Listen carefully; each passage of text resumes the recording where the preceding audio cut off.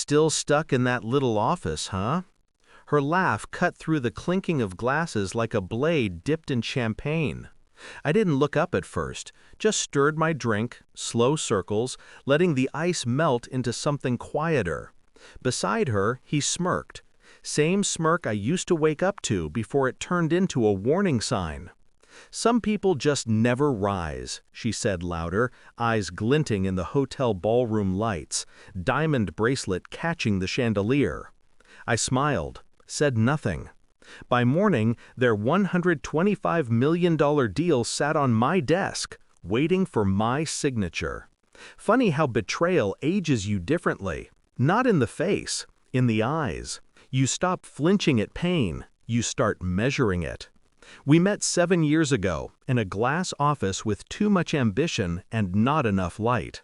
He was charming in that dangerous way, the kind of man who could sell snow to Siberia. I was the quiet strategist in the back, the one who built the numbers that made his pitches look like genius. He called me the brain. I called him mine.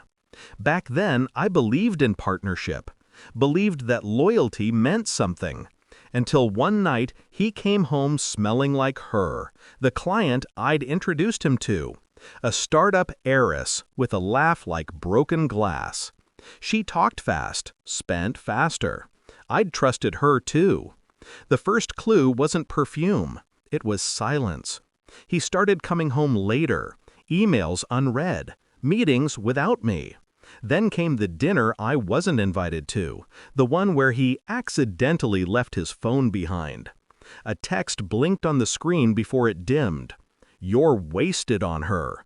We could own the room together." That's when I knew. I didn't scream, didn't cry. I just memorized the message, put the phone back exactly as I found it, and smiled when he walked in. He thought I didn't notice the lipstick shade I'd never wear, the sudden interest in business trips, the way his eyes flickered when she called. But I saw everything, and I started planning. Revenge doesn't begin with rage, it begins with restraint. I stayed, I smiled, I let them think they'd gotten away with it. While he was busy expanding, I was quietly building something bigger. I'd spent years creating the foundation of his success, the financial structures, the client relations, the credibility. But I'd also built back doors, hidden clauses, contingencies no one noticed because no one ever looked past his charm. When he left me, publicly, dramatically, in the middle of a company event, I played the part, the humiliated ex, the woman who lost everything. They made it easy. They paraded around like winners. Married within 6 months. He got his new company funded by hers. A shiny merger that screamed power couple. They didn't know their company's main financial partner, the one providing the bridge capital, was a shell firm I controlled. They didn't read the fine print in the acquisition papers. And they certainly didn't know the new CEO of the parent group, the one with final sign-off power, would be me, appointed 2 days before the merger closed. That night at the gala, when she laughed at me across the room, I almost thanked her.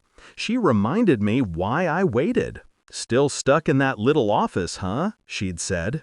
The next morning, I sat in a very different office. Mahogany desk, floor-to-ceiling windows. My name etched on the glass door. The deal folder lay open in front of me. $125 million, their dream contract, the one that would secure their empire. All it needed was my signature. When they arrived for the signing, they didn't recognize the receptionist. Didn't notice the new logo in the lobby. Then the elevator doors opened. Their laughter died the moment they saw me at the head of the table. His smile twitched, then collapsed.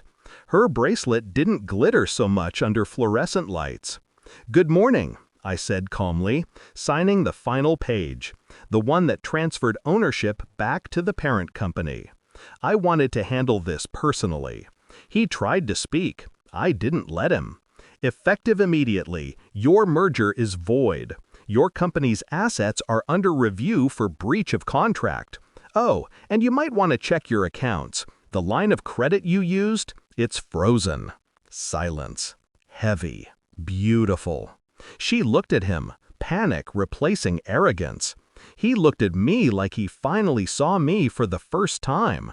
But I wasn't his brain anymore. I was the storm he built and forgot to track. I stood, handed the folder to legal, and walked past them.